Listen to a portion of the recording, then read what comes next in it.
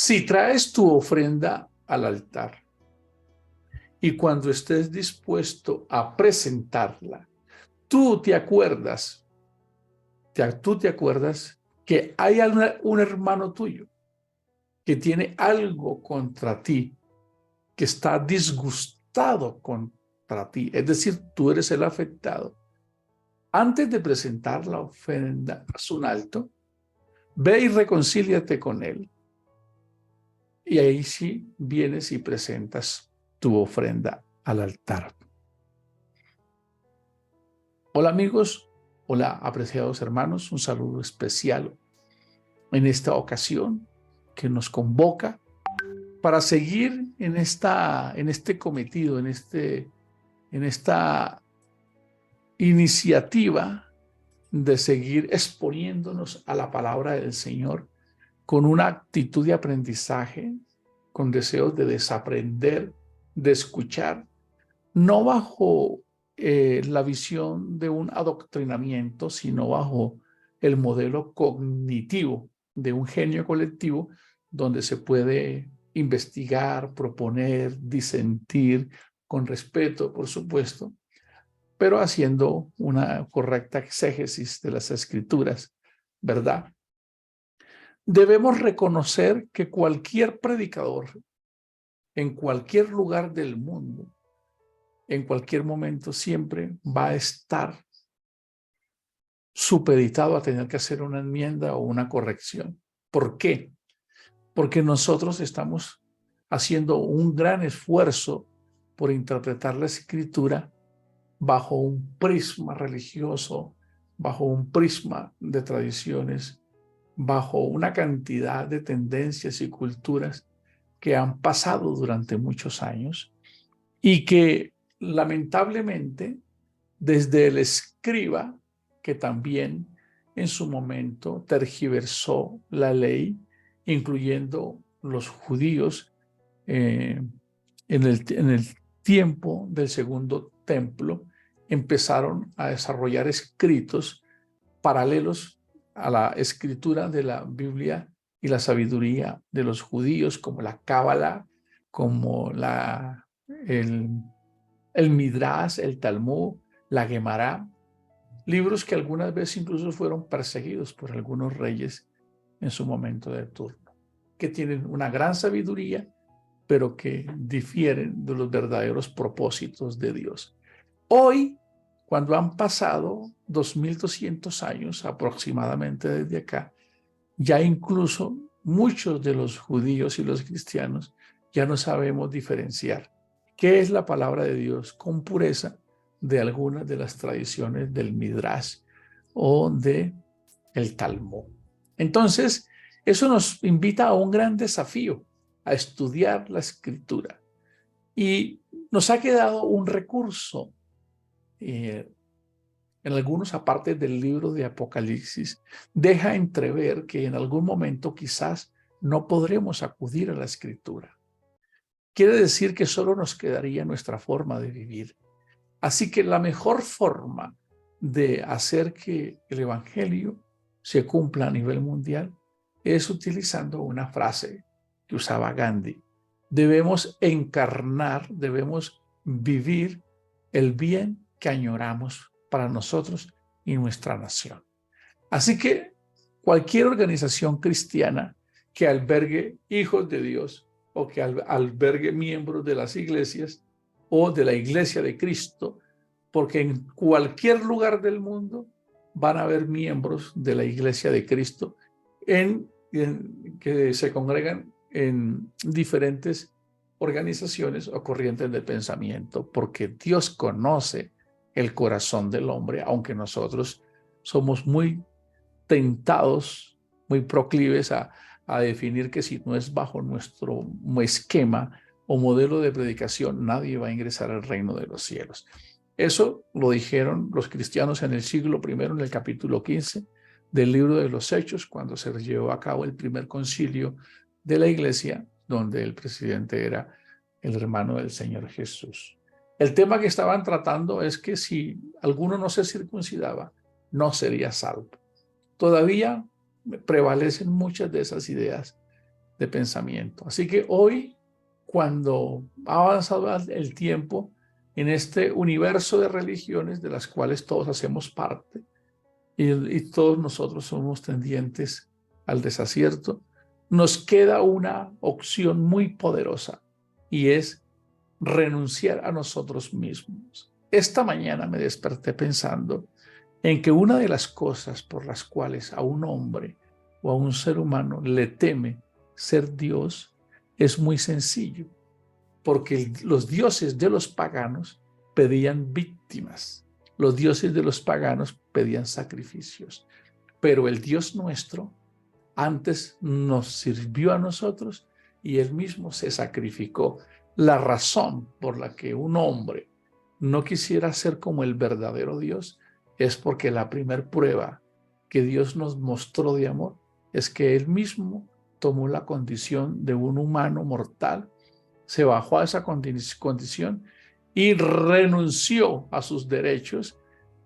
Pudiésemos decir que no es como nosotros, que quiere que todas las cosas sean para nosotros, el bienestar sea para nosotros, unos narcisistas controladores que cuando las cosas no son como nosotros queremos, sentimos que perdemos los estribos o nos están atacando. No, el Señor Jesús renunció a sus derechos, como muy bien lo expresa Pablo en la carta a los Filipenses. Se despojó a sí mismo, tomando forma de hombre. Así que cualquiera podría pensar en una interpretación un poco filtrada por la nueva era, que el ser humano quiere hacerse un Dios. De hecho, fue el mismo Dios quien nos hizo a su imagen y semejanza, con una proyección a una consumación, a la glorificación de Cristo. Pero ya lo ratificamos.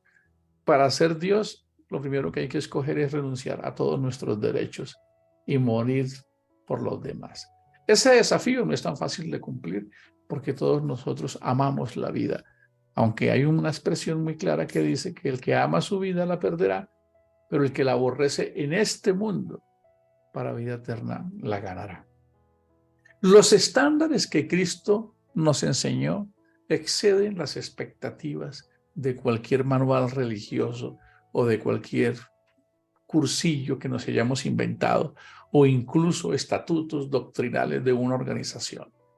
Lamentablemente, hoy debo reconocer que cuando leemos la palabra del Señor, estamos todavía muy lejos de expresar lo que el Señor Jesús nos dejó como mandamientos.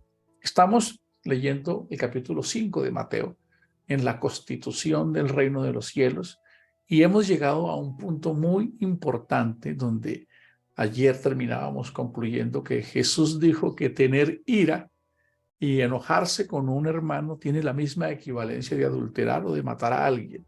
Es decir, odiar a alguien, estar disgustado, irritado y enojado y alevosamente airado contra alguien, tendría la misma equivalencia para Dios, porque casi todo homicidio tiene un conato en el enojo y en la ira.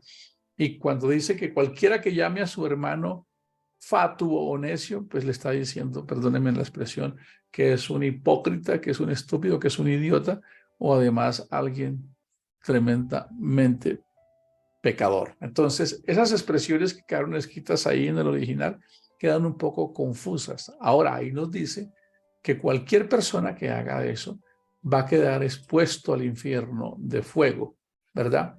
Sin embargo, es importante que el cristianismo de hoy no crea las cosas tan literales sin antes haber estudiado un poco de historia. Esa palabra que leemos en español, infierno, realmente era el valle de Gehenna o el valle de Hinnom, que era un vertedero de basura.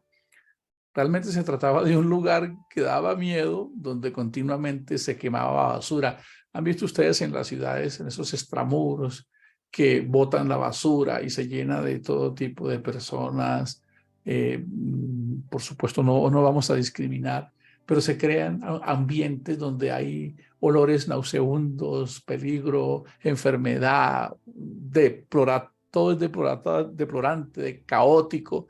Eso era realmente el infierno en la mente de lo que Jesús dijo ahí en la mente de los judíos, el valle de Geena o Hinón. Un poquito de historia, dice que fue originalmente profanado por el rey Acaz cuando quemó también incienso en el valle de los hijos de Hinón e hizo pasar a sus hijos por fuego conforme a las abominaciones de las naciones que el Señor había arrojado de la presencia de los hijos de Israel.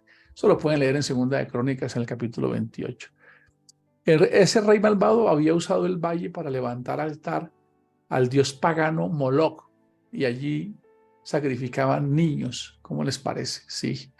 ¿Cómo creer que el pueblo de Israel llegó a esa decadencia? Quemaban, era una imagen hueca, que lo calentaban y metían los niños ahí, sobre un altar, quemándolos vivos. Más tarde sería llamado el Valle de la Matanza, Jeremías 19:6, como parte de sus reformas piadosas. El rey Josías derribó todos los altares. Es importante que cuando leamos una palabra en un texto bíblico, vayamos a profundizar realmente qué significaba eso. Con el tiempo eso se fue derivando y se fue convirtiendo en un concepto que lastimosamente hoy se contempla como el lugar donde el Dios va a mostrar su rostro más cruel para la humanidad. Aunque todavía no hay claridad porque sabemos que el Seol o el Hades realmente es la tumba a donde van todos los que han partido de este mundo. Eso lo hablaremos en algún momento, perdónenme que me profundice un poquito, para que ustedes puedan conocer, pero más que conocer es inquietarlos, a que cuando repasen este video tomen nota y ustedes mismos vayan a buscar, porque lo que nos interesa es que todos realmente, como los de Berea, podamos verificar. Ahora, entonces vamos a repasar ese versículo de Mateo 5, que el título de hoy se llama El amor de Dios es una locura, porque es ilógico y es incomprensible, ¿verdad? Allá en Mateo, cuando estamos leyendo Mateo, Él nos invita a que nosotros amemos a todos y que nos portemos de la misma manera con aquellos que no se portan tan bien con nosotros. Y el mismo Señor Jesús dice, ¿qué gracia tendría si tú eres bueno con el que solamente es bueno contigo? Eso hacen los publicanos y los paganos. ¿Qué te diferencia entonces a ti de ellos si tú te comportas de la misma manera? Es decir, eres selectivo y tú mismo creas las condiciones de cómo te vas a relacionar cuando una persona, en especial cuando esta quizás te ha afectado o te ha lesionado. Sigamos leyendo entonces la segunda parte. Dice, por tanto, si traes tu ofrenda, ya leímos lo anterior, que si alguien llama a su hermano necio o fatuo, necio también significa cabeza hueca, alguien sin sentido. Dice, y está colocando ese ejemplo, pero entonces termina concluyendo, por tanto, o sea, no pueden haber cóleras, disgustos, peleas, pleitos, disensiones, porque están al nivel del adulterio y la fornicación y de cualquier otro pecado, el homicidio. Lo que Jesús está diciendo es, no, su aspecto exterior religioso no llena el estándar del amor de Dios. Y eso es algo muy duro, porque Él se lo reclama al pueblo de Israel de diferentes maneras y ya lo vamos a leer. Dice, por tanto, si traes tu ofrenda al altar y allí te acuerdas de que tu hermano tiene algo contra ti, deja allí tu ofrenda delante del altar y anda y reconcíliate primero con tu hermano y entonces ven y presenta tu ofrenda. Ponte de acuerdo con tu adversario pronto, entre tanto que estás con él en el camino. No seas que el adversario te entregue al juez y el juez al alguacil y seas echado en la cárcel. De cierto te digo que no saldrás de allí hasta que pagues el último cuadrante. Tenemos al Señor Jesús aquí utilizando todos esos modelos de pedagogía que Él utilizó, la andragogía, que es educación para adultos, lenguajes constructivos a través de parábolas, metáforas, alegorías, para que pudiese ser como una escuela de alta plastilina, para que todos pudiésemos entender. Es importante que recordemos cómo funcionaba el pueblo de Israel en esa época. Ellos cada año presentaban una ofrenda familiar por sus pecados.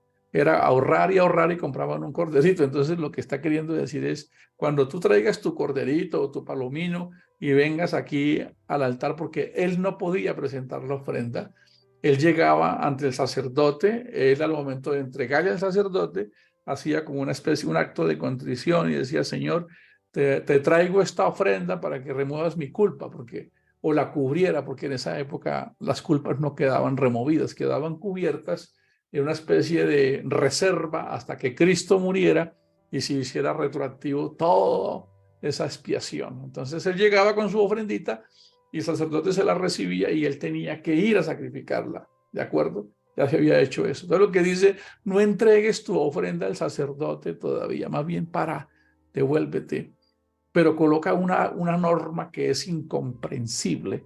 Ya algunos me escribieron ayer por el interno diciendo que eso era muy complicado, así como lo estábamos planteando. Pues si ayer nos pareció complicado, hoy sí que es desafiante. ¿Por qué?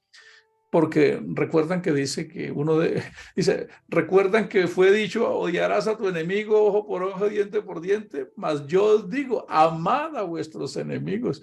Wow, Dios se pone muy pesado con nosotros y en la casa nada más nos disgustamos porque no nos dan el café o dejamos los calcetines en la sala o alguien nos sacó la basura, no fue a mercar, no nos llamó, me gritó, me está hablando mal, nunca me escucha. Si nosotros nos comemos vivos en el día a día por pequeños detalles y nos cuesta un gran trabajo convivir, ¿cómo colocas un estándar tan alto que yo debo amar al enemigo? ¿No se está haciendo injusto, Dios?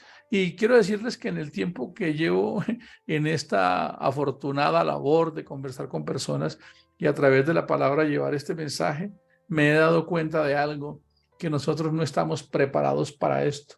Las conversaciones que escucho a veces entre los que están casados es simplemente, y tengo que ser yo siempre el que perdona, y tengo que ser yo siempre el que aguanta, pero ¿qué? ¿Te está golpeando? ¿Te está...? No, es que simplemente, es que él no cambia, pero cuéntame qué más. No, pues seguro te coge el cabello y te da de golpes. No, tampoco. Nos hemos vuelto con un ego tan exacerbado que los cristianos hoy nos creemos con tantos derechos cuando Cristo enseñó todo lo contrario. Vamos a mirar un poco a ver cómo interpretamos esto. Seguramente, bueno, algo que sí tengo que decir es que un cristiano no puede tener enemigos. Bueno, perdón, corrijo, no debería tener enemigos. Pero no porque alguien no sea tu enemigo hacia ti. Es probable que alguien nos considere así, pero nosotros no podemos orar por enemigos. O sea, oro por mis enemigos. No, yo no tengo enemigos porque entonces ya estoy en el capítulo anterior, ya estoy expuesto al lago de fuego, ya estoy expuesto a la gehenna. ¿Por qué? Porque lo que me está diciendo es que si yo no perdono, pues tampoco he recibido siquiera ni voy a recibir esa condonación de mis faltas. Este es un estándar muy alto, amados hermanos. Si el cristianismo realmente fuese predicado y cada uno de nosotros lo colocáramos en práctica, sería realmente un mundo distinto, porque sí cambiaría.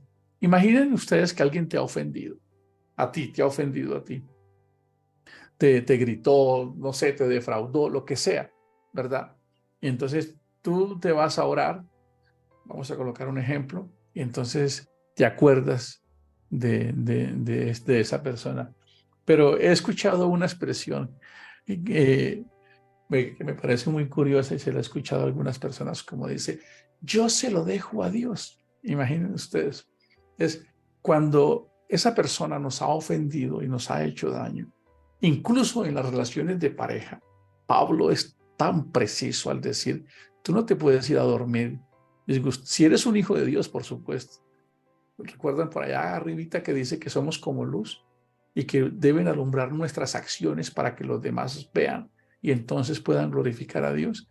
Entonces Pablo le dice por allá a una iglesia, cuando ustedes como esposos, como son seres humanos inmortales todavía, pues es muy probable que se disgusten, pero deben tener la capacidad de perdonarse antes de irse a dormir.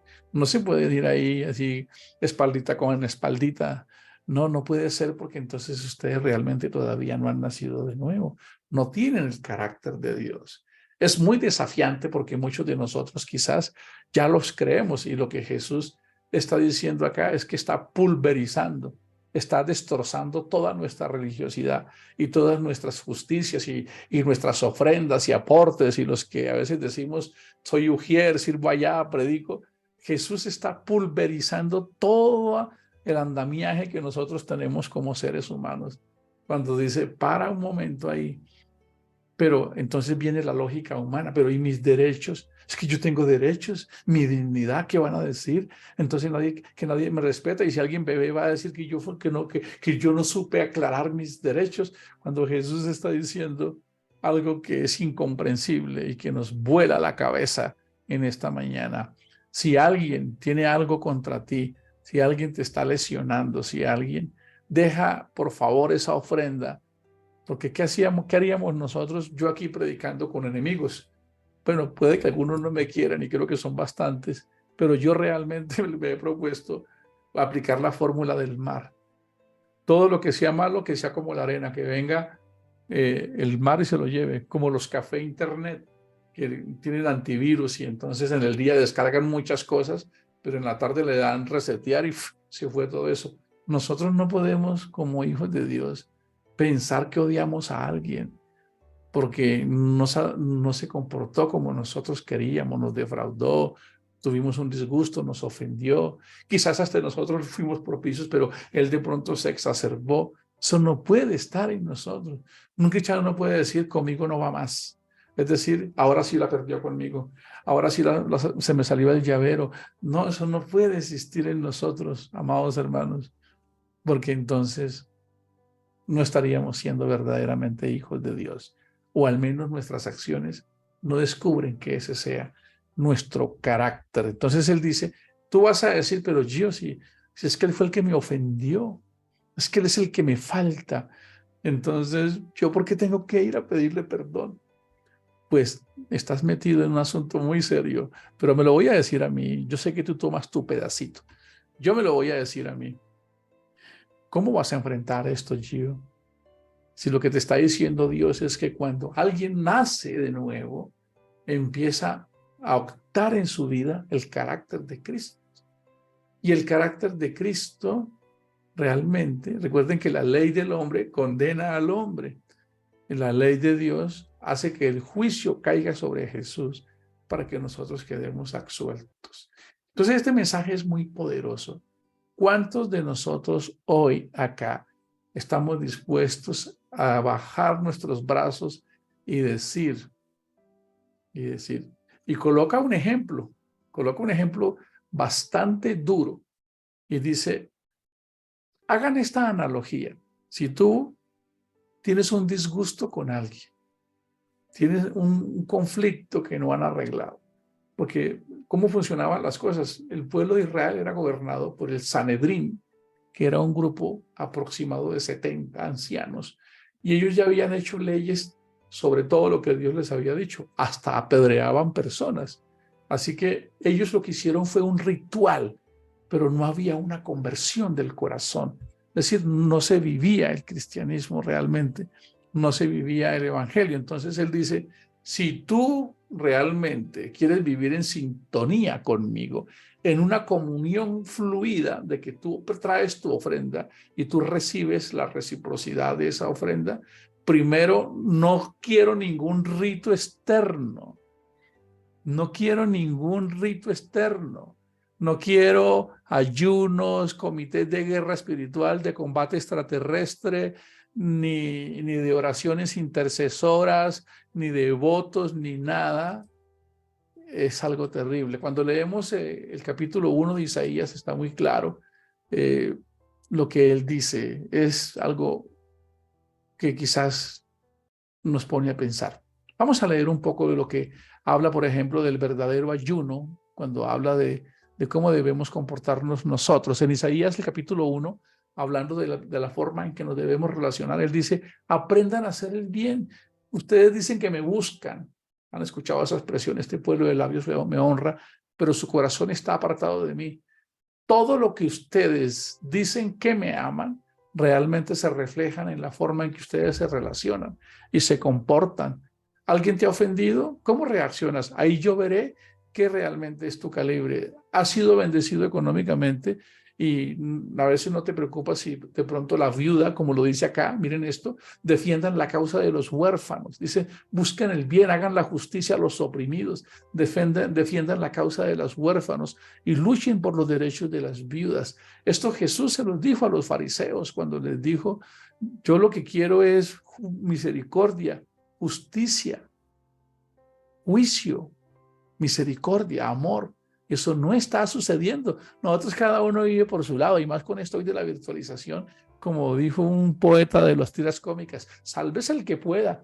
Y eso no es lo que Dios está diciendo. Y cuando habla del ayuno, que es un tema que le he escuchado a alguien que es muy apasionada con el tema, me fui a estudiarlo, a repasarlo a profundidad, y me di cuenta que lo que él quería decir sigue muy vigente. Dice, ustedes ayunan, así se llama el título, el verdadero ayuno, que está en el capítulo 58 del libro de Isaías.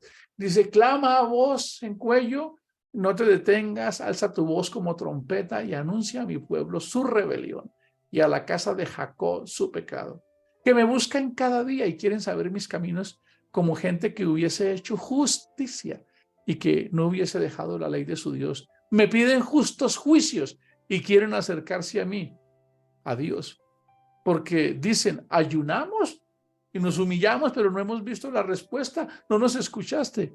Y entonces Dios le escribe esto al pueblo de Israel. He aquí que en el día de vuestro ayuno buscáis vuestro propio gusto, oprimís a todos vuestros trabajadores. He aquí que para contiendas y debates ayunáis. Ayunamos que para saber si, bueno, si arreglo un problema con mi hermano por una deuda, si me divorcio, si peleo, si no peleo. Él lo está reclamando acá, si hago otro o no lo hago. Y dice, he aquí que para contiendas y debates ayunáis y para herir con el puño inicuamente. No ayunéis como hoy para que vuestra voz sea oída en lo alto. No de esa manera. Y él dice, ¿es tal el ayuno que yo escogí? Eso fue lo que yo les enseñé. Eso es lo que refleja el carácter.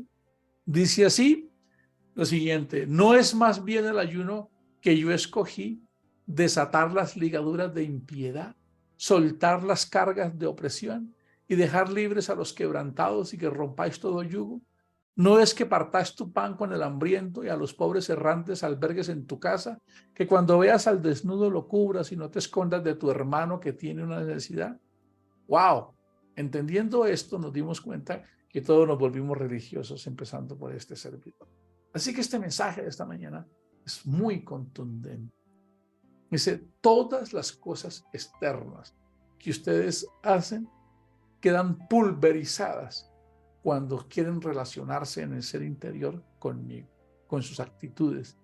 Y ya venimos con un antecedente del tema de ayer, nada más cuando llamas a tu hermano fatuo, necio, cuando eres injusto con él, cuando no perdonas, cuando eres inclemente, ya tú estás en la misma condición de un homicida o de un adúltero.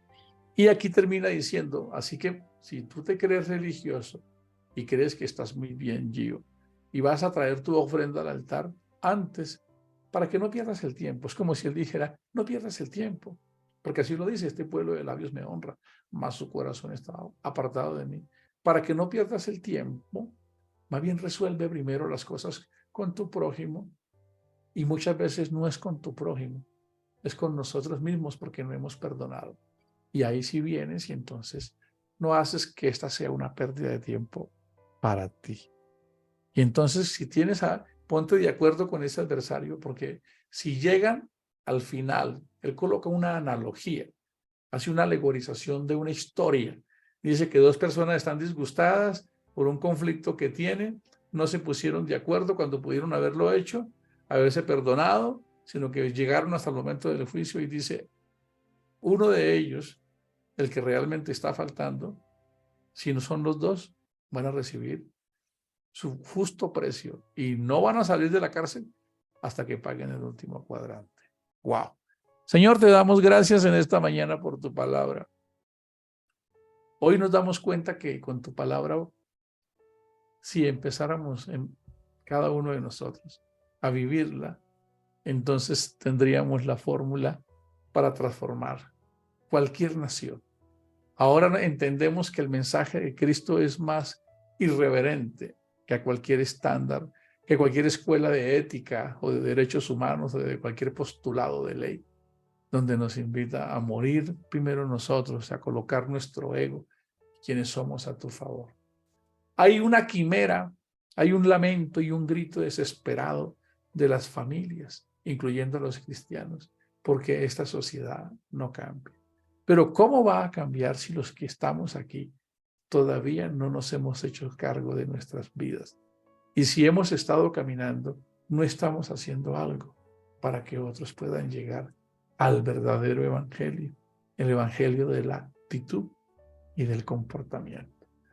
Permite que podamos todos nosotros empezar a vivirlo. Amén.